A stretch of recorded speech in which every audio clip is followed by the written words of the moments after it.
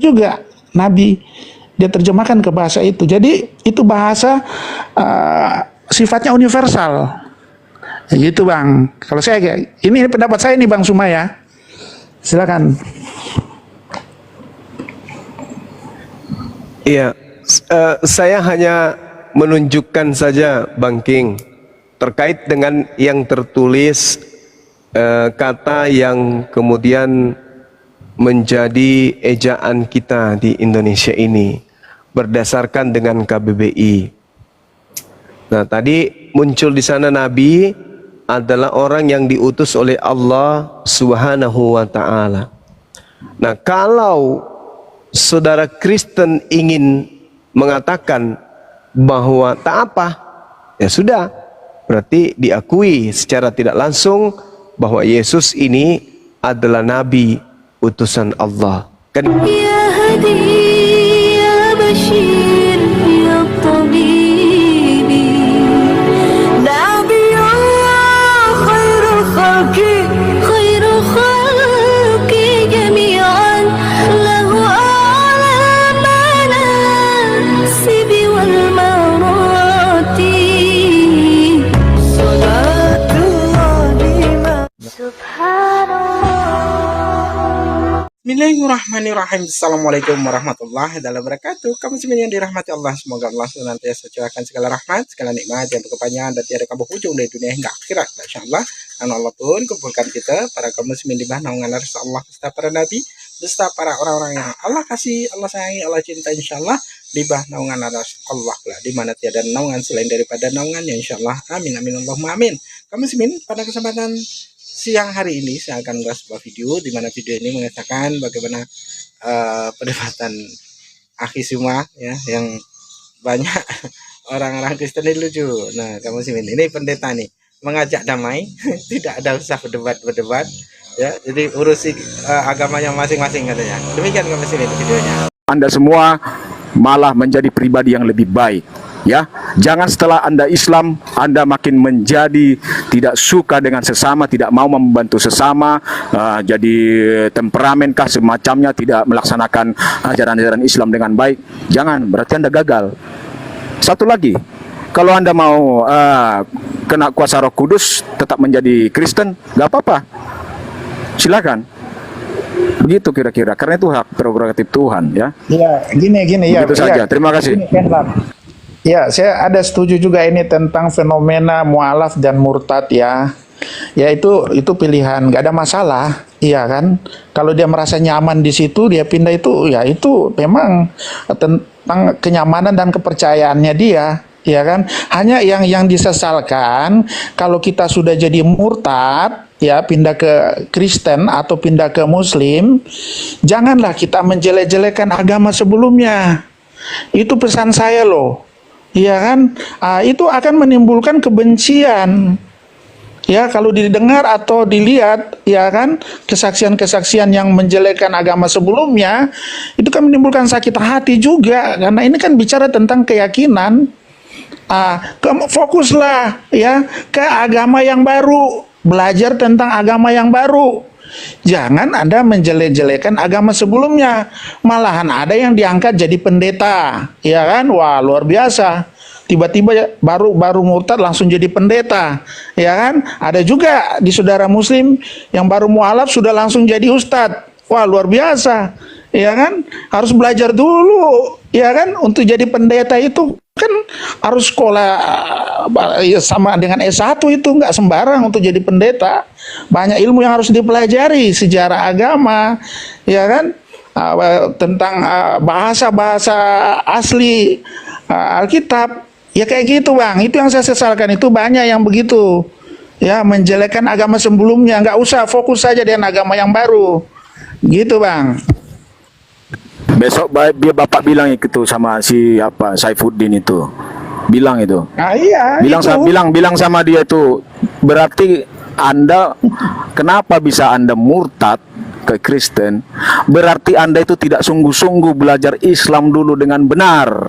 Makanya Anda pindah ke Kristen. Jadi apa yang Anda lakukan terhadap Islam bukan tidak mungkin Anda akan lakukan juga terhadap Islam Kristen nanti. seperti itu. Jadi jangan percaya orang-orang yang pindah dari agama Islam jadi Kristen itu. Jangan percaya mereka. Mereka tuh tega menggadaikan agama Islam yang mulai dari kecil mereka selalu berdoa dalam Islam. Di kalau baru lahir di ketelinganya itu dibacakan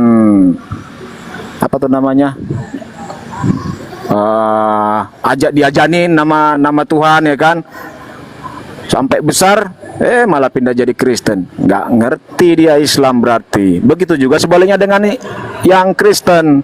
Kalau ada Kristen pindah ke Islam atau agama lain, berarti dia nggak paham kekristenan, nggak belajar sungguh-sungguh, begitu loh. Udah kebanyakan ngomong nih, jadi kayak kita berdua bernarasi di sini. Udah di bawah nih udah banyak bilang ganti katanya. Udah aku diam dulu lah. Kembalilah ke host lah. Kita udah ngomong lagi lah, nggak usah ngomong lagi lah, ya. Oke, Bang Nyuma ditanggapi. Oke. Baik. Jadi gini Bang, alhamdulillah, terima kasih banyak kalau saudara sudah memiliki pandangan seperti Bang Richard dan juga saudara Kain, ya. Itu pandangan yang sangat bagus. Keadaan ini sekarang memang kita harus bijak menyikapi, ya. Hanya saja kita tidak bisa mewakili agama kita yang memiliki kemudian kekuatan di mana dua-dua agama ini membawa misi yang sama. Apa itu? Untuk diajarkan kepada seluruh umat manusia. Pembedanya kita adalah, kalau di Islam itu Bang, Al-Quran hanya diperintahkan untuk menyampaikan. An-Nahl ayat 125. A'udzubillahi minasyaitonirrajim. Ud'u ila sabili rabbika bil hikmah wal mau'idatil hasanah. Serulah manusia kepada jalan Tuhanmu dengan hikmah dan pengajaran yang baik. Jadi perintahnya hanya serukan, sampaikan kepada manusia. Serulah manusia itu agar menuju kepada jalan Tuhanmu. Jadi diperintahkan hanya untuk menyeru. Nah, sedangkan kalau di kitab saudara Matius 28 nomor 19, jadikanlah, original teksnya matetewo, jadikanlah murid seluruh bangsa. Nah ini pembedanya. Kalau di Islam sederhana kan, cuman disuruh memberi peringatan saja. Semacam saya, tugas saya hanya memberi peringatan. Ana munzir, saya hanya memberi peringatan. Tuhan itu begini loh, Nabi yang betul itu seperti ini loh, kitab suci yang benar itu kayak gini loh. Mau terima silakan, tidak mau terima silakan. La ikraha fiddin. Nah, cara menyampaikan pun diajarkan bil hikmah wal mau'idatil hasanah, dengan cara hikmah dan pengajaran yang baik. Sedangkan saudara Kristen, mohon maaf nih, memang ada perintah, jadikanlah semua bangsa. Berarti perintah menjadikan, beritakanlah Injil kepada seluruh bangsa. Yang terima, percaya, dibaptis, yang tidak percaya akan dihukum. Artinya dua agama ini memiliki misi yang sama. Serulah manusia kepada jalan Tuhanmu dengan hikmah. Beritakanlah Injil kepada seluruh makhluk. Tuh, cakupan muatan sama. Pembedanya kemudian adalah Islam menyampaikan ayat suci Al-Quran sebagaimana original teksnya. Apa yang di situ itu yang disampaikan. Kalau di Kristen berbeda, karena muatan cakupan jadikanlah seluruh bangsa menjadi muridku, maka muatan dan cakupannya itu penekanan, harus jadi, kalau tidak melanggar kita, karena itu perintah. Jadikan. Bagaimana caranya menjadikan? Ya mohon maaf nih, harus berpola kepada 1 Korintus 9 nomor 20-21, Filipi 1 nomor 18. Dengan maksud palsu, dengan semangat palsu, dengan mengelabui, dengan cara kamuflase, itu semua perintah. Sehingga kami umat Islam pasang badan ketika saudara-saudara Kristen yang menganut ajaran kasih datang untuk menjadikan kami sebagai penganut agama kasih, maka kami mengkanter itu semua. Dengan cara apa? Dengan cara ma'ruf. Kecuali nih, ada pengecualian di dalam Al-Quran. Apa kata Al-Quran? Wala tujadilu ahlal kitab illa billati hiya ahsan. Janganlah kamu berdebat dengan ahli kitab melainkan dengan cara yang baik.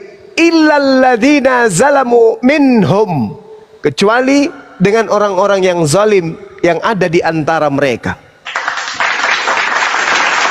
Ahli kitab sudah pasti adalah orang Yahudi. Ahli kitab sudah pasti adalah orang Nasara. Dan orang zalim adalah dia yang ada di antara keduanya. Nah, kami harus keras, tegas. Kami diperintahkan wala tujadilu ahlal kitab. Jangan kamu berdebat dengan ahli kitab. Illa, kecuali billati hiya ahsan. Kecuali kamu berdebat dengan mereka dengan cara yang baik. Tapi ada pengecualian lagi. Illal ladzina zalamu minhum. Kecuali terhadap orang yang zalim di antara mereka. Apa perintahnya kemudian? Kul wa qulu amanna billati unzila ilaina wa unzila ilaikum wa ilahuna wa ilahukum wa wahid wa nahnu lahu muslimun. Jadi penekanannya adalah, katakanlah kepada mereka, kami telah beriman kepada kitab-kitab yang diturunkan kepada kami dan yang diturunkan kepadamu. Tuhan kami dan Tuhanmu adalah satu, dan hanya kepada dialah kemudian, kepada kamilah kata Allah kemudian berserah diri. Nah tuh. Nah jadi kalau kita berbicara mengenai skala ini, saudara-saudara sekalian, silakanlah orang Kristen menyampaikan kekristenan itu. Kami pun umat Islam menyampaikan keislaman itu. Ketika dialog ini dibangun, didiskusikan kemudian materi-materi keagamaan kita, maka mari kita mendiskusikannya dengan kepala dingin, tanpa hinaan dan tanpa penistaan, penghujatan. Itu bisa terjadi, bisa. Saya sudah seringkali membuktikan itu. Orang-orang Kristen, saudara-saudara Kristen bertanya kepada Bang Suma, sampai 10-20 pertanyaan saya ladeni dengan baik. Tapi ketika mereka sudah naik, diutamakan penghinaan, penistaan dan seterusnya, maka saya harus bertahan dong. Karena ini berbicara mengenai akidah. Sebagaimana saudara Kristen pun harus bertahan. Tapi sayangnya Kristen itu diajarin seperti yang disampaikan oleh saudara Kain. Kristen mau Yesus mau dihina, Yesus mau diapakan pun gak usah melawan. Karena itu adalah ajaran teori yang ada dalam Bible. Nah itu dia masalahnya. Nah, cuman teman-teman yang saya melihat secara kasat mata di lapangan adalah mereka yang mengaku mu'alaf, menggunakan simbol-simbol Islam. Entah kenapa kemudian mereka masih menggunakan simbol yang mereka sebenarnya benci. Untuk apa? Untuk memurtadkan orang. Inilah yang memantik kemudian pertikaian logika, pertikaian kita di sosmed. Adanya orang-orang yang menggunakan mukena, menggunakan kopiah, menggunakan baju koko, menggunakan tasbih, menggunakan sejadah, kemudian dan seterusnya. Bahkan sekarang ini sudah terbit Bible dalam bahasa Arab, tapi di Indonesia. Aneh gitu loh. Kenapa aneh? Ini Indonesia. Orang Kristen jangankan bahasa Arab, lawang bahasa asli Bible aja mereka nggak diajarin kok. Ini boro-boro. Sekarang muncul Bible bahasa Arab. Kira-kira sasarannya apa? Tujuannya apa? Yaitu tadi amanat agung. Jadikanlah seluruh bangsa menjadi muridku. Kalau kami Islam nggak, kami apa adanya. Apa yang diperintahkan oleh Tuhan kami itu yang kami sampaikan. Yang dicontohkan Rasul kami itu yang kami uraikan. Kami tidak berani merubah-rubah terjemahan Al-Quran. Kalau original teksnya tidak mungkin terjadi. Yang mungkin saja kami rubah untuk mengislamkan orang Kristen adalah merubah baik terjemahan Al-Quran. Tapi sayangnya kami tidak diajari untuk berkamuflase. Tak ada ayat di dalam Al-Quran yang mengajarkan kemudian untuk supaya orang itu masuk Islam, kamu dibolehkan kemudian melakukan pengajaran baik dengan maksud yang menipu, mengelabui, palsu, jujur, tetap bersuka cita. Itu di Islam nggak ada. La ikraha fiddin. Malah Al-Quran menggariskan, Qul ya ayyuhal kafirun, wahai saudara-saudaraku yang menutup diri kepada Allah dan kepada Rasulullah. La a'budu ma ta'budun. Jadi jelas penggarisan Al-Quran itu. Tuhanmu Tuhanmu, Tuhanku Tuhanku, agamamu agamamu, agamaku agamaku. Aku tidak akan pernah mau menyembah Tuhanmu, dan Tuhan kamu pun tak akan pernah mau menyembah Tuhanku. Harusnya penggarisan ini kita pakai. Harusnya penggarisan ini kita pakai. Jangan pakai pola Paulus. Maaf nih, pola Paulus itu bikin kacau kita. Coba Anda lihat di dalam 1 Korintus 9, nomor 20, nomor 21. Kepada orang Yahudi saya mengaku orang Yahudi, supaya saya bisa memenangkan banyak orang Yahudi.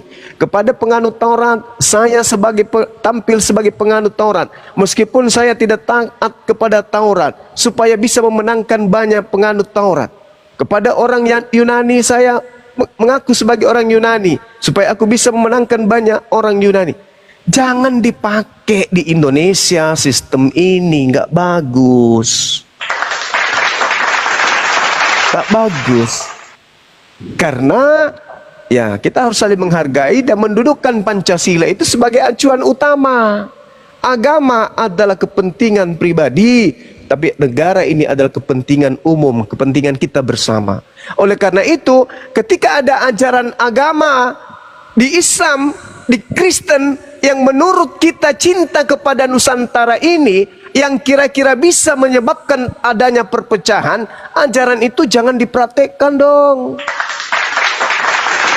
Di Islam mana yang tidak boleh dipraktekkan di Al-Quran? Semuanya bisa. Wala tujadilu ahlal kitab illa billati hiya ahsan. Bagus.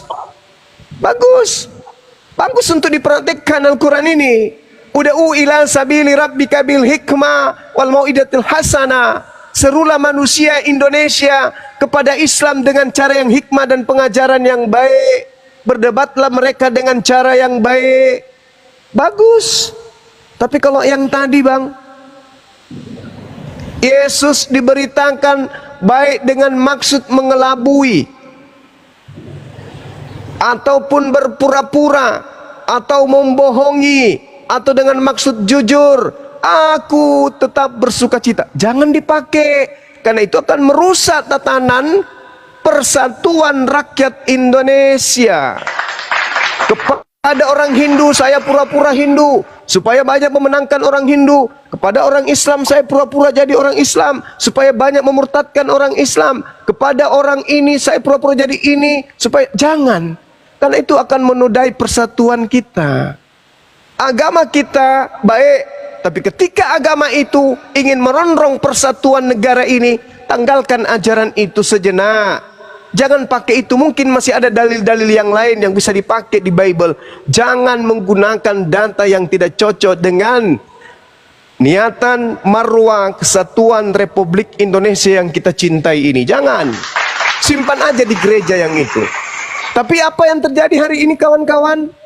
Misionaris, kristenisasi, pemurtadan, hamilisasi, dan seterusnya terjadi. Dan itu yang membuat saya sebagai ketua pembina pusing mikirkan itu. Di Medan terjadi, Makassar terjadi lagi baru-baru ini. Dan ini belum selesai. La haula wala quwata illa billah. Kesukaan orang luar sana menghamili orang Islam. Ini terjadi dalam pekan ini, dua yang mau pecahkan kepala saya. Kenapa ini mau dipakai? Janganlah itu dipakai. Pakai aja ajaran kasih. Barang siapa yang meminta kepadamu, berikanlah dan jangan kau minta kembali. Jika engkau disakiti, balaslah dengan senyum. Bila ditampar, berikanlah pipimu yang lain. Itu yang bagus. Itu untuk negara kita, itu cocok dalam persaudaraan kebangsaan kita. Islam pun begitu. Sampaikan aja Islam itu dengan cara-cara baik. Kalaupun berdebat, berdebatlah dengan cara yang baik. Itu juga bagus. Nah, ajaran seperti perangilah, bunuhlah di mana saja engkau temukan mereka, jangan dipakai. Jangan. Karena negara ini harus kita cintai. Kita isi kemerdekaan ini, meskipun kita berbeda keyakinan, kita isi negara yang diwariskan nenek moyang kita ini. Jangan besar-besarkan masalah teroris, jangan besar-besarkan masalah penjajahan. Udah, kuburkanlah itu semua. Mari kita rangkulan. Tapi ingat, data-data di dalam kitab suci Al-Quran, data-data yang ada di dalam Bible, yang kira-kira bisa memecahkan persaudaraan sebangsa dan setanah air kita, dikubur dulu dipakai untuk mengkristenkan orang. Silakan berdebat, silakan berdiskusi untuk isi kemudian kebinekaragaman kita sebagai anak-anak bangsa, tapi dengan marwah dan niatan yang baik. Saya kira begitu. Ya, cita-cita saudara Kain dan juga King Richard itu sangat bagus. Yang penting kemudian yang tadi, sesuai dengan koridor agama kita dari mana asalnya. Tadi dalam kitab suci kita yang kira-kira mencederai persaudaraan kita sebangsa dan setanah air, itu dipakai aja di rumah ibadah. Jangan dipakai untuk kemudian islamisasi, jangan dipakai untuk kristenisasi. So, ia sekata mengisi kemerdekaan menuju Indonesia yang jaya. Demikian. Silakan Bang Hadi dan teman yang lain.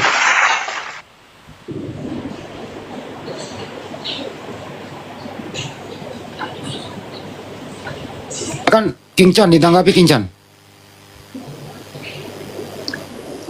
King. Halo, ya. Ya, tanggapi Bang. Saya yang nanggapi atau Kain Ya. Lab dulu? Ya, Anda Ya, dulu dulu. lah, gak apa-apa. Iya, nggak apa-apa. Ya, Ya. ya saya rasa saya nggak ada tanggapan ya. Gak apa-apa, nanti sedikit habis abang dulu. Jangan panjang-panjang bang, nanti yang di bawah pada bosan nyari Bang Yuma. Oke. Sedikit gini, emang benar Bang Suma ya, kita ini Kristen Islam itu kan agama syiar ya. Ya, syiar menyampaikan firman kebenaran kepada semua makhluk, dalam artian ya manusia, bukan binatang, kepada semua manusia ini maksudnya, yang tidak mengenal Tuhan, ya, yang tidak mengenal Tuhan. Di situ sampaikanlah kepada mereka tentang kebenaran bahwa Tuhan itu ada, ya bahasa ininya lah ya, pencipta itu ada, ya kan. Tapi gini Bang Suma, saya mau koreksi sedikit, bukan secara paksa, tidak secara paksa. Karena ya menyampaikan sesuatu dengan baik, ya kan? Karena kan ada ayatnya, Yesus mengatakan hukum tertinggi itu adalah hukum kasih. Kasihlah Tuhanmu dan kasihlah sesamamu. Jadi di situ sudah jelas di situ, tadi saya sampaikan kasihlah musuhmu ya. Ada yang menampar pipi kiri, kasih pipi kanan. Jadi bukan secara paksa. Bukan secara paksa. Kalaupun yang terjadi ya seperti Belanda datang ke Indonesia, ya kan? Belanda datang ke Indonesia itu kan menjajah ya. Ya, ada beberapa faktor ya. Pertama ya karena dulu ya negara-negara itu kan memperluas wilayah kekuasaan. Jadi mereka mencari koloni-koloni gitu kan. Seperti ya kita Indonesia ini ya, koloninya ya kan, memperluas wilayah kekuasaan, kejayaan, glory. Itu faktornya salah satunya. Kemudian termasuk masalah ekonomi itu ya tentang rempah-rempah ya kan, yang tidak ada di negara mereka, ada di negara koloni, di negara jajahan. Itu bisa dibawa ke negaranya sendiri ya, atau malahan mereka menduduki seperti ya Columbus, negara Amerika ya kan, akhirnya orang Eropa tinggal di sana ya kan, di Australia aborigin ya kan. Itu secara ekonomi dan kekuasaan. Kemudian ada juga ya tentang penyebaran agama ya, yang tapi ini bukan dari pemerintahan. Ini apa istilahnya, mengikut istilahnya ya, mengikut. Jadi mereka mengikut kapal Belanda ya, para misionaris ini. Kan itu amanat agung ya, menyampaikan firman ke segala makhluk ya kan. Jadi para misionaris ini mengikut, istilahnya dibonceng lah gitu ya. Pemerintah Belanda ke Indonesia. Jadi misionaris itu ikut. Mereka punya misi sendiri di luar dari misi yang dilakukan oleh pemerintah Belanda, ya kan, menguasai atau mengambil sumber-sumber kekayaan. Jadi di situ, jadi bukan Belanda itu memang punya misi khusus, itu politik dan ekonomi. Kalaupun ada misionaris, ya itu memang amanat agung. agama Syiar. Nah, mereka ikut di situ, tapi tidak dengan cara kekerasan atau dengan cara paksaan. Karena sesuatu kalau menyampaikan kebenaran dengan cara yang tidak baik, orang nggak akan simpatik, karena disampaikan dengan secara paksa. Ya kan, agama mengenal Tuhan itu kan kasih, ya, mengajarkan kasih. Kenapa secara paksa? Jadi Tuhan itu bukan kasih kalau disampaikan secara paksa. Jadi salah itu, kalaupun ada yang melakukan itu jelas salah, mengingkari apa yang tertulis di Alkitab. Udah bang, gantian bang. Di bawah tuh perhatikan typingan bang. Ya, aku cuma koreksi sedikit langsung. Udah banyak yang bilang udah. Iya. Jadi siapa nih bang host? Kenlap, Anda mau nambahin? Halo. Oh iya, boleh sedikit. Ya, di bawah tuh typingan ada. Ini Kainlap Ramsitorus katanya. Iya, benar. Saya Ramsitorus, saya juga Toro. Bang Andi Selebes. Itu aja. Makasih. Saya izin turun boleh ya? Terima kasih semuanya. Terima kasih bang. Ya.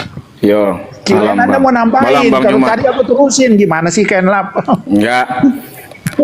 Itu di bawah Anda narasinya udah panjang kali. Di bawah. Bertele-tele. Bodoh amat. Kita di atas yang diskusi. Jangan, nggak boleh. Nggak boleh gitu. Jangan. Nggak ada komal ini kalau nggak ada yang di bawah loh. Kenlap gini bang, kalau kita diskusi fokuslah yang di room. Jangan ikut yang di bawah itu pikirannya banyak tuh. Jangan terpengaruh. Di bawah rajanya. Apa yang disajikan di atas, makanya ini banyak penontonnya.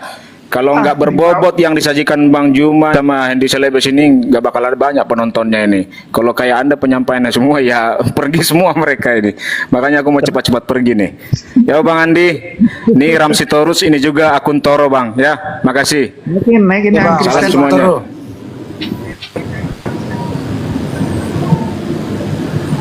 Oke, sekarang Bang coba lagi menanggapi King ya. Nanti ada fokus lah mas, ada topik nanti. Silakan Bang Juma.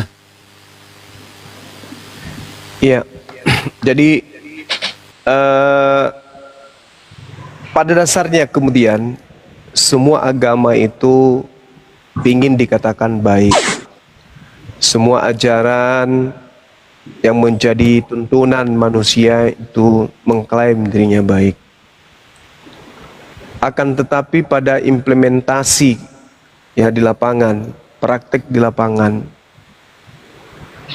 itu terkadang justru tidak relevan dengan apa yang kita ucapkan, tapi justru sesuai dengan apa yang tertulis di Bible atau di dalam Al-Quran. Ketika kemudian kita menyadari itu, bahwasanya ada cakupan perintah, Islam, Kristen diperintahkan untuk tablik, diperintahkan untuk kemudian syiar terhadap apa yang diceritakan atau apa yang diwartakan atau apa yang menjadi cakupan daripada kitab yang kita anggap suci. Maka kecenderungan kita adalah berlomba-lomba untuk melakukan itu supaya dianggap sebagai orang yang melakukan kebaikan. Alhamdulillah, ketika Al-Quran kemudian menceritakan dirinya, salah satu misalnya contoh perintah, bunuhlah, penggallah di mana saja kau temukan mereka. Rupa-rupanya disiplin ilmu Al-Quran mengantarkan umat Islam itu mengetahui ini adalah ayat yang terkait dengan perang, di mana ketika kondisi perang, maka yang ada di sana adalah kalah atau menang, menyerah atau merdeka, dibunuh atau dibunuh, membunuh atau dibunuh. Itu yang ada. Situasi itu menyertai anak keturunan Adam sampai hari ini. Makanya dalam Bible dan di dalam Al-Quran itu jelas, ketika kemudian Adam ingin dicipta oleh Allah, wa iz qala rabbuka lil malaikati inni ja'ilun fil ardi khalifah, para makhluk gaib protes, kenapa engkau ingin menciptakan manusia yang akan hanya membuat pertumpahan darah di atas muka bumi. Dalam Bible, aku akan mengadakan permusuhan keturunanmu dan antara keturunan mereka. Artinya setan senantiasa bermusuhan dengan anak keturunan Adam. Dengan kata lain, iblis akan menyeret selalu manusia ini kepada kehancuran. Tapi manusia diberi akal akan mempertahankan kodratnya sebagai pemimpin supaya tidak terjerumus kepada kehancuran itu. Nah, fenomena yang ada hari ini, Kristen dengan siarnya yang ada, Islam dengan siarnya yang ada, seperti yang saya gambarkan tadi. Di Islam itu, coba kita lihat, sebelum ada debat-debat seperti ini, Islam tidak pernah tampil di luar garis. Ustadz kami, ulama kami, para mubalik, para da'i, habib, habaib, ustazah, semuanya tetap berada koridor menghadap kepada umat. Mereka berkhutbah kepada umat. Mereka semuanya berceramah kepada umat. Semuanya, polanya itu seperti itu. Selamanya seperti itu. Tapi ketika kemudian ada penghujatan, penistaan yang muncul di permukaan, di sosmed, maka sebagian dari kami umat Islam kemudian mengambil tempat itu untuk menghadap kepada musuh. Nah, ini terjadi, ini keadaan. Kenapa itu bisa terjadi? Karena di Al-Quran itu tidak ada perintah untuk memaksakan orang lain.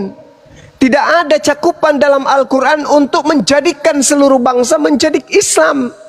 Jadikan, tidak. Malah Al-Quran mengatakan, wa qulil haqqu mir rabbikum. Kebenaran semuanya sudah ditorehkan oleh Allah. Siapa yang mau beriman, silakan beriman. Siapa yang mau kafir, silakan kafir. Itu di Al-Quran. Jadi bagaimana mungkin kemudian Islam dalam hal ini personilnya akan memaksakan dan melakukan upaya-upaya menghalalkan segala tindakan, menghalalkan segala keadaan, menghalalkan segala situasi, menghalalkan semua untuk kemudian mengislamkan orang di luar Islam. Itu tak ada rumus itu dalam Islam, tak ada. Nah, bagaimana dengan di Kristen? Yang kita lihat itu masuk ke Nusantara melalui penjajahan, menyebar kemana-mana dengan menggunakan Bible yang diukir dengan menggunakan nama Islam. Istilah-istilah yang sangat fundamental di dalam ajaran agama Islam. Jadi yang merusak kemudian tatanan persaudaraan itu adalah oknum karena dorongan data yang ada di dalam kitab yang dianggap suci. Kalau di Islam, contoh, saya memaksa satu orang Kristen masuk ke Islam. Saya paksa dia masuk. Yang pertama dia harus potong nonot. Yang kedua dia harus junub. Yang ketiga dia harus 5 kali sehari semalam sujud. Bagaimana saya bisa menundukkan ini? Bagaimana saya bisa memaksakan pola ini kepada orang yang tadinya tidak pernah tahu apa itu sujud? Apa yang bisa saya dapatkan dari hal tersebut? Sedangkan saya sendiri nih, sholat cuma 5 menit, pekerjaannya ringan, malah identik dengan kebugaran jasmani, masih berat melakukan itu. Lahir dalam keadaan Islam padahal. Sudah menjadi rutinitas ritual sehari-hari padahal. Tapi tidak semulus yang kita bayangkan. Ketika azan dikumandangkan, Allahu Akbar, Allahu Akbar. Tidak semudah orang melihat kaki begitu mudah melangkah ke masjid, tidak. Penuh dengan perang batin, penuh dengan perang keadaan. Tangan perang dengan hati, kaki perang dengan kalbu, mata pun ikut berbicara, kuping ikut berbicara, protes. aku masih mau mendengarkan ini, aku masih mau menonton. Janganlah dulu ke masjid. Perang terjadi, berkecamuk di mana-mana, sehingga tidak banyak orang yang gugur di dalam perang melawan hawa nafsunya. Hanya untuk sekedar 5 menit sembah Tuhan, sujud kepada Tuhannya. Ini umat Islam yang dari lahir. Boro-boro mau memaksakan orang yang tadinya hidup bebas, tidak pernah sujud, tidak bersunat, makanannya serba, lalu kita mau ajak dia masuk ke Islam. Adalah sesuatu yang menjadikan kita itu menjadi bodoh. Itu mustahil. Tidak mungkin. Mustahil itu terjadi. Makanya yang mu'alaf ini karena kesadaran, bukan karena islamisasi, bukan karena dipaksakan, bukan karena ditipu, enggak. Sebaliknya, orang yang tadinya berperang dengan nafsunya, berperang dengan syahwatnya, tidur tak nyenyak karena salat subuh, tidur tak nyenyak karena salat tahajud, tidur tak nyenyak karena karena puasa. Semuanya serba terbatas. Tidak boleh begini, tidak boleh begitu, haram begini, haram begitu. Tiba-tiba didatangin, si fulan, ngapain kau sujud begitu? Enakan di tempat saya, sekali seminggu, tak ada yang wajib, tak ada yang haram, semuanya bisa selama kamu mau. Sudah dikasih janji, sudah dikasih jaminan, udah dikasih. Siapa yang tak mau? Kalau berperang dengan dirinya saja, sujud kepada Tuhannya saja susah. Ya dikasih kewenangan, dikasih peluang, dikasih ruang, ya cabut dari Islam. Jadi upaya dan kesempatan ini ada, maka tadi amanat agung itu dengan mudah dilancarkan. Dengan bangganya, haleluya, kita sudah berada di satu perkampungan, kita disambut oleh warga, kita menyanyikan lagu-lagu rohani, kita ajak mereka kemudian untuk bernyanyi. Lah iyalah, namanya diajak bernyanyi, mudah sekali.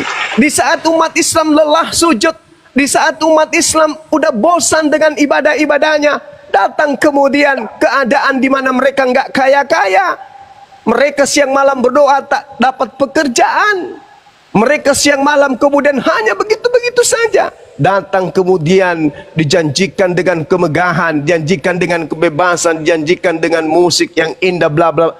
Murtad dengan mudahnya. Jadi di situ ada job desk, ada pekerjaan, ada ruang yang bisa dilakukan oleh orang-orang tertentu untuk melakukan hal tersebut kepada umat Islam. Tapi di Islam ada enggak? Tak bisa boro-boro mengajak orang yang tadinya sekali seminggu, itu pun hanya datang memuji Tuhan mereka dengan sukarela, dengan dengar musik, bla bla bla dan seterusnya. Tiba-tiba kita ajak mereka menggunakan pakaian ini, pakai sarung, pakai kopiah, pakai baju koko, 5 kali sehari ke masjid, bla bla bla bla, kita atur segala-galanya. Mana bisa? Gak bisa. Makanya Al-Quran membebaskan, wa qulil haqqu min rabbikum. Kebenaran itu semua sudah datang diberikan oleh Allah. Barang siapa yang mau beriman silakan beriman, yang mau kufur silakan kufur. Dan beriman di Islam itu berarti siap diatur dari langkah kiri, langkah kanan, dari dia tidur sampai terbangun, sampai dia tertidur kembali diatur. Tapi kalau dia keluar dari Islam, tak ada lagi perintah, jangan ini, jangan itu, jangan ini, jangan ini, jangan itu, jangan, tak ada lagi, bebas. Makanya di Al-Quran tak ada perintah, ya ayyuhal kafirun, wahai orang-orang kafir, janganlah engkau mabuk-mabukan, tak ada. Wahai orang-orang kafir, janganlah engkau bersinah, tak ada. Wahai orang-orang kafir, janganlah kamu kemudian lupa untuk sholat, tak ada. Bebas, bas. Tiba-tiba orang yang seperti ini mau diajak ke Islam yang penuh dengan aturan, mustahile, kecuali akalnya kemudian bisa bersambut ria dengan wahyu Al-Quranul Karim. Kalau hanya sekedar misi, menjanjikan bla bla bla, sulit. Belum ada juga orang yang masuk Islam dijanjikan dengan harta. Itu sulit. Nah, untuk itulah kemudian fenomena yang ada hari ini adalah Al-Quran kita jelaskan dengan Al-Quran, Bible. Nah, ini yang harus kita pertanyakan. Bible, kapan Bible ini bisa memperbaiki diri untuk supaya bisa tercipta kedamaian antar anak bangsa dalam segi hal akidah agama. Silakan perkuat amunisi kekristenan. Islam juga begitu. Alangkah indahnya ketika Islam dan Kristen ini bahu-membahu mengisi kemerdekaan. Begitu ada musuh datang, umat Islam maju di medan perang, yang kemudian mempersiapkan obat-obatan dan segala sesuatunya di belakang adalah saudara-saudara kita Kristen. Begitu indahnya persatuan ini. Andai saja dua agama ini bisa jujur untuk bagaimana caranya mengajarkan Islam kepada orang lain. Bagaimana jujur mengajarkan Kristen kepada orang lain. Nah, ini yang kita idam-idamkan. Mudah-mudahan ini bisa terijabah, bisa terkabulkan. Demikian, silakan.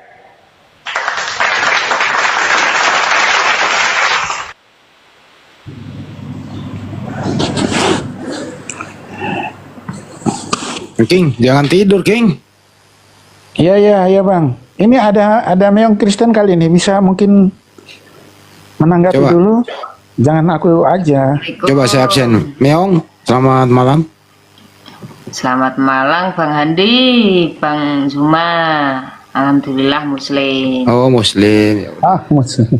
Standby dulu ya. Ya, silakan, Ya, King. manis. Ya, oke. Oke, makasih. Enakan diskusi kayak gini bang ya, daripada kita ngotot-ngototan berdebat apa, ya kan? Nah ini yang aku maksud ini, yang gini bang, diskusi kita. Ya, jadi namanya diskusi juga terkadang pasti juga ada nggak ketemu ujungnya, sama dengan perdebatan. Hanya perdebatan pakai emosi. Kalau diskusi kita saling menghargai, ya karena sesuai dengan keyakinan saudara Bang Suma saya hargai, ya kan Bang Suma keyakinan saya ya Anda hargai. Jadi kita saling menghargai itu kalau diskusi bang, berbeda dengan perdebatan. Makanya saya nggak mau ikut perdebatan. Jadi gini Bang Suma, tadi ya yang Bang Suma katakan ada aku koreksi sedikit ya tentang Paulus ya. Paulus ketika menyampaikan berita kabar, berita kebenaran, firman, ketemu orang Roma, dia jadi seperti orang Romawi, dia jadi ketemu orang Yahudi, dia jadi seperti orang Yahudi. Kan gitu ya Bang Suma ya. Gini Ini Bang. ya Bang. Lanjut. Betul ya. Jadi Bang Suma gini, aku meluruskan sedikit. Maksud dari Paulus itu ya seperti ini, penginjil atau misionaris nih masuk ke suatu daerah. Contohlah di daerah Batak di sana kan dulu kan masih penganut pagan ya, masih percaya hal-hal yang gaib gitu kan. Penginjil yang masuk ke sana, ya dia kan orang baru. Dari kelihatan dari watak fisiknya saja udah kelihatan bahwa dia orang bule nih, iya kan? Orang bule atau ya memang berbeda dengan penduduk asli di sana. Jadi bagaimana supaya dia bisa memenangkan orang-orang yang tidak mengenal Tuhan ini, ya penyembah berhala, ya kan? Dia bergaul, dia harus bersikap baik dengan penduduk di situ. Ya, bersikap baik dan dia juga harus mengikuti budaya orang di situ. Mengikuti budaya dalam arti kebiasaan-kebiasaan. Tapi kalau menyangkut masalah penyembahan, wah itu nggak boleh. Ya kan sudah salah karena ya penginjil harus mengatakan ya hanya Allah saja yang Tuhan yang harus disembah. Jadi dia harus mengikuti tradisi budaya-budaya orang di situ ya supaya dia diterima. Nah, itu maksudnya Paulus itu. Ya, jadi dia seperti orang seperti di Athena di Yunani atau di Roma. Roma itu kan penjajah dulu orang Yahudi kan waktu zaman Yesus. Jadi dia pergi ke Roma ya, menyampaikan firman dengan orang di sana dan mengikuti tata cara ibadat, mengikuti tata cara ibadat, budaya maksud saya orang di sana. Akhirnya apa coba? Roma itu yang penjajah, orang benci sekali yang menyalibkan Yesus. Sekarang Roma coba jadi pemeluk Katolik terbesar di dunia, ya kan? Jadi tidak sia-sia apa yang dilakukan walaupun tuh Santo Petrus kan di kesana itu menyampaikan firman Dia disalib terbalik malahan, dibunuh di Roma. Tapi apa yang dia sampaikan itu nggak sia-sia. Akhirnya orang Roma sekarang coba Vatikan, Paus datang ke Indonesia. Penduduk Roma terbesar, pemeluk Katolik. Jadi dia harus menyelesaikan budaya orang di sana, dia harus menjaga sikap. Jangan datang-datang begitu, sudah matilah, dibunuhlah. Jadi seperti itu Bang, maksudnya Paulus itu. Jadi kita harus mengikuti budaya dan menghargai budaya di sana dan bersikap baik supaya orang bisa menerima, oh orang ini baik nih. Kayak gitu maksud yang diajarkan Paulus Bang. Itu maksud saya. Singkat aja Bang, cuma itu aja dulu yang aku sampaikan. Jadi itu maksudnya yang dikatakan Paulus, ya jadilah seperti orang Yahudi, orang Roma. Ya, jadi jangan menunjukkan datang ke sana, oh itu nggak boleh itu. Itu kamu ini orang pendatang yang harus mengikuti budaya orang di situ. Nah, itu maksudnya yang diajarkan Paulus Bang. Jadi bukan bersikap ya seperti licik begitu, enggak. Berhikmat maksudnya. Maksudnya gitu. Jadi kita harus bisa jaga diri lah. Seperti ke Papua, ya kan? Di Papua kan Kristen juga. Di sana juga kan banyak juga yang Muslim di sana. Kaum penyebar Muslim di sana ada itu sampai dibilang ustadz apa itu di sana yang dikatakan yang ustadz apa sih dibilang itu ya terkenal karena apa itu suka sikat gigi gitu. Ustadz Fadlan. Ya. Ustadz Fadlan. Ya, di sana kan nggak sikat gigi orang di sana, ya kan? Akhirnya dia memenangkan, banyak orang Papua juga jadi Muslim. Dia berbaur, kayak gitu maksudnya Bang Suma. Kira-kira gitu aja dulu, Bang. Iya, baik. Jadi menarik ya yang dikatakan oleh Bang King. Kalau itu betul adanya, maka berbahagialah kita ini orang Indonesia. Kenapa? Karena Islam agama rahmat, Kristen agama kasih. Dua klaim yang kemudian memenuhi sanubari insan pemeluk agama dua ini.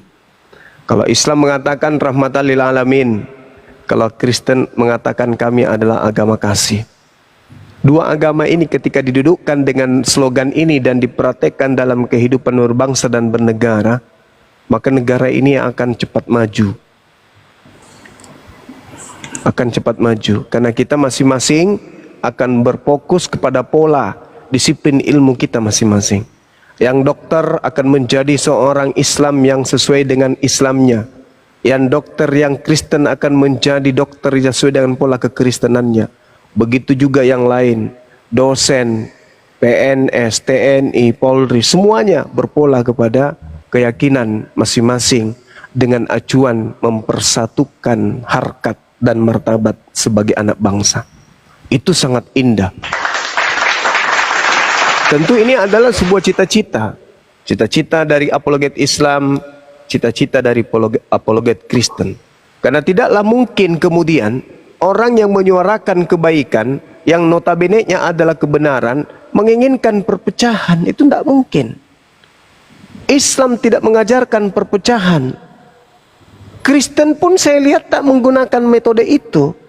Nah, oleh karena itulah kemudian mana yang harus dibenahi supaya niat ini bisa terjadi, bisa terwujud. Apa yang harus kita benahi? Al-Quran sudah menggunakan pakaiannya. Nah, ini yang harus dibenahi, ini Bible. Coba ya kita lihat nih. Bang Handi bisa buka kamera nggak? Atau Dinda Nora boleh buka kamera nggak? Ini kita kasih contoh. Kita kasih contoh aja. Sederhana aja supaya kita melek apa sih yang disuarakan apologet Islam ini. Ada nggak bisa buka kamera? Adik saya. Bisa. Apa itu Bang? Buka. Bang Handi boleh buka di dalam kitabnya saudara kita Kristen. Ini contoh aja ini. Ketika kemudian dikatakan di dalam kitab saudara Kristen penyebutan Yesus sebagai nabi, Matius 21 nomor 11. Oh iya. Coba dibuka Bang Handi. Wah. Ini ya, ini yang harus kemudian, kenapa Bang Suma dan timnya itu selalu kemudian menggalakkan supaya saudara-saudara kita Kristen kembali pada garis start. Karena sudah offside terlalu jauh. Dan itu merisaukan kita sebagai anak bangsa. Merisaukan kita. Coba. Matius 21 nomor 11 Bang Handi. Dan orang banyak itu menyahut, inilah Nabi. Inilah Nabi Yesus dari Nazaret di Galilea. Ada sih, ini nih.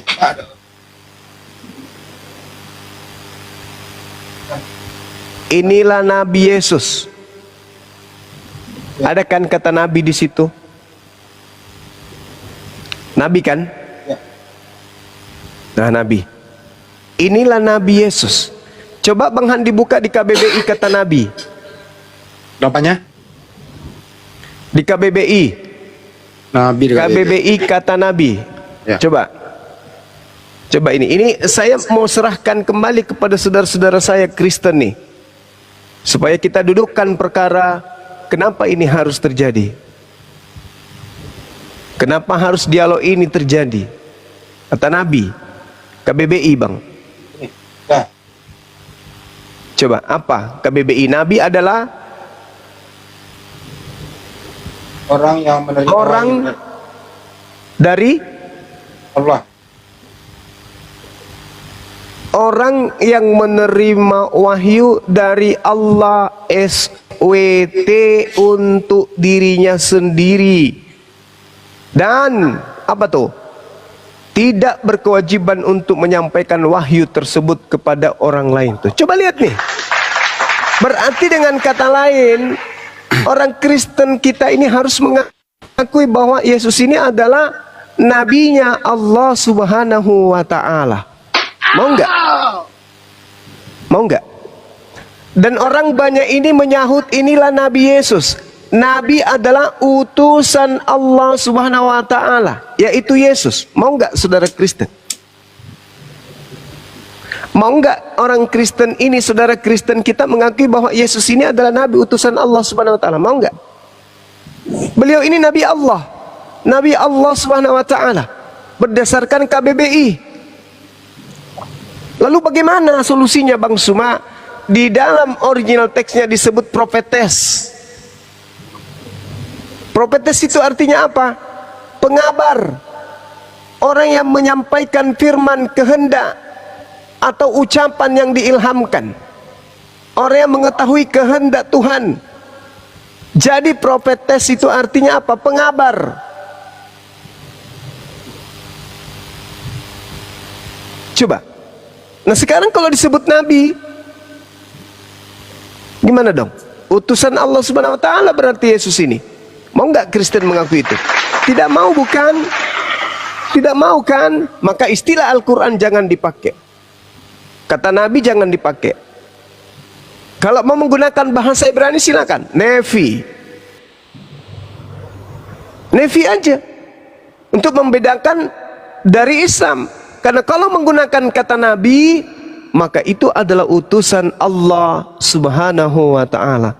Dan tentu saudara saya Kristen tak mau mengakui Allah Subhanahu wa taala, apalagi mengakui Yesus adalah nabi utusan Allah Subhanahu wa taala. Oke? Seperti itu. Jadi, saudara, kalau Anda tetap saja mau menggunakan nabi silakan, tapi ingat KBBI menyatakan nabi adalah utusan Allah Subhanahu wa taala. Ini salah satu contoh. Artinya memperbaiki dua belah pihak. Ketika saudara Kristen kemudian tidak lagi menggunakan istilah Al-Quran, berarti tak ada lagi ketersinggungan di sini. Tak ada lagi kemudian yang dirugikan dan diuntungkan, atau dirugikan dua-duanya, atau diuntungkan dua-duanya. Karena tidak mungkin Anda mau mengakui bahwa Yesus ini utusan Allah Subhanahu wa taala, nggak mungkin. Oleh karena itu tanggalkan kata Nabi. Nah, itu dia. Jadi hal-hal kayak gini, sekali lagi saya katakan kepada saudara-saudara Kristen saya, bahwa mari kita bersatu untuk kemudian bikin kesepakatan kita ke Lembaga Bible Indonesia, agar lembaga Indonesia ini membenahi diri, melepaskan semua istilah-istilah yang fundamental di dalam Islam untuk jangan dipakai, tetapi gunakanlah istilah-istilah dari mana Kristen ini berasal. Sederhana bukan? Dan itu pasti bisa. Demikian. Silakan Pak King, ditanggapi Pak King. Ya, oke, makasih Bang Suma. Sebentar ya, tadi ambilnya di Matius 21 ayat 11 ya. Ya.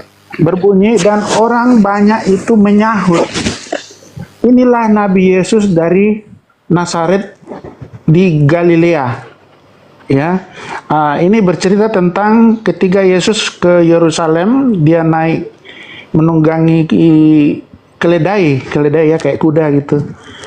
Kemudian masyarakat di sana menyambut Yesus, ya, dengan pakaian ranting-ranting dan Hosana, ya. Dia menyatakan Hosana. Baru ada yang mengatakan inilah Nabi Yesus dari Nazaret di Galilea.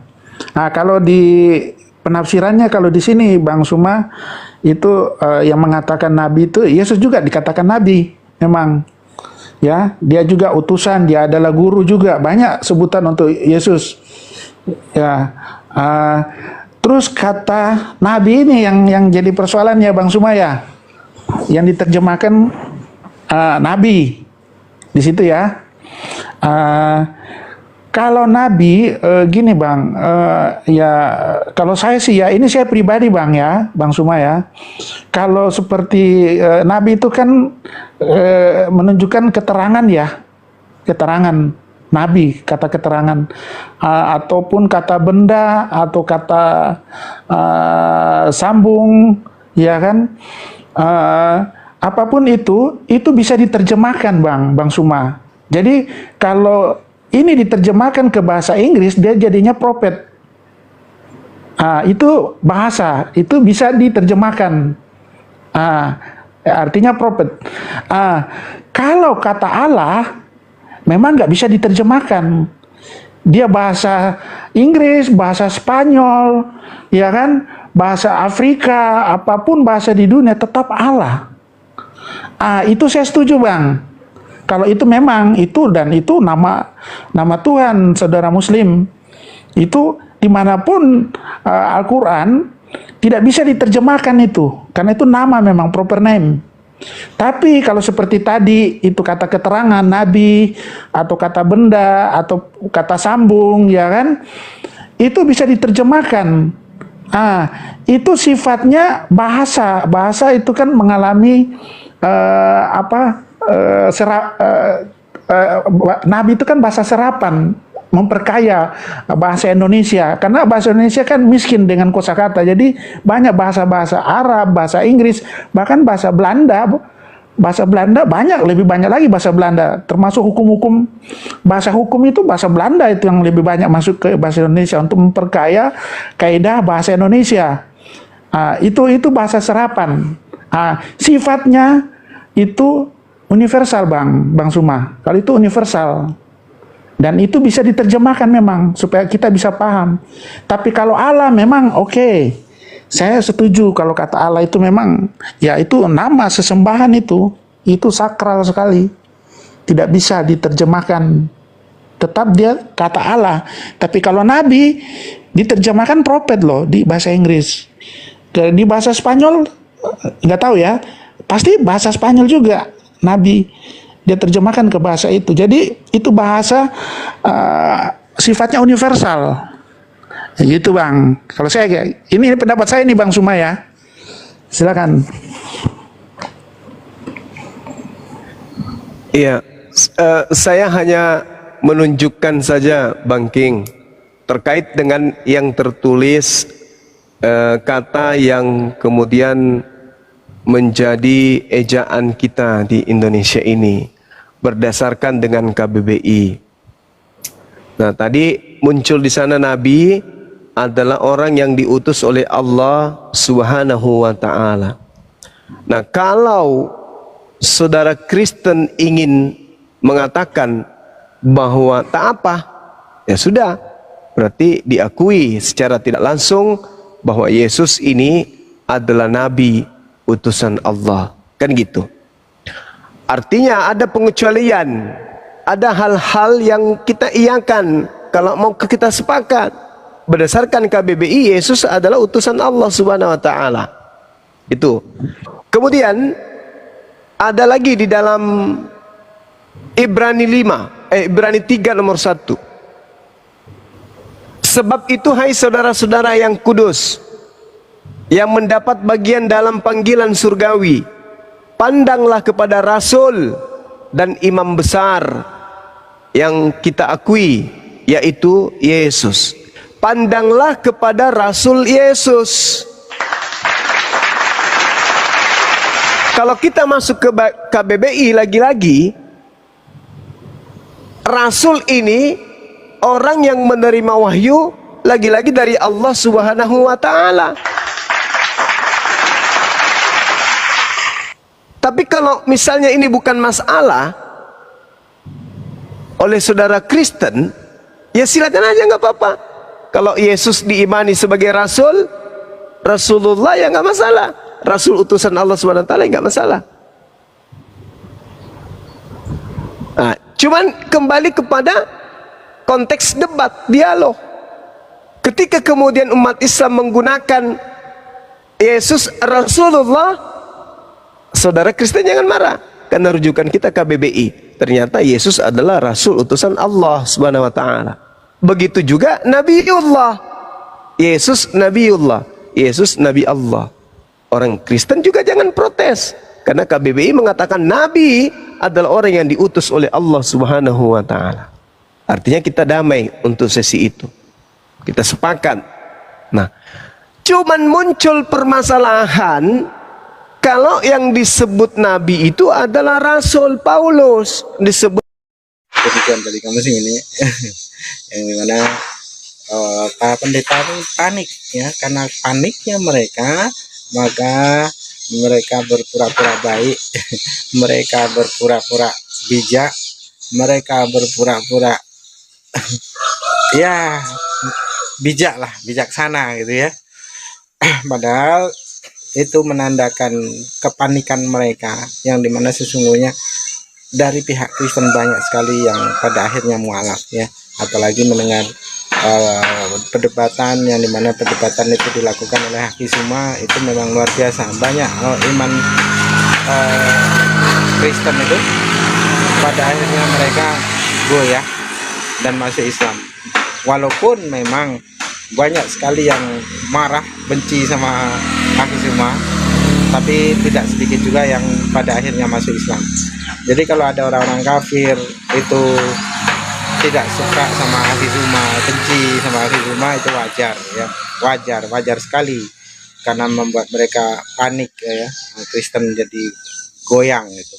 Tapi di sini kalau ada umat Islam membenci beliau, membenci Haki Suma, itu akan menjadi sebuah kelucuan, aneh gitu.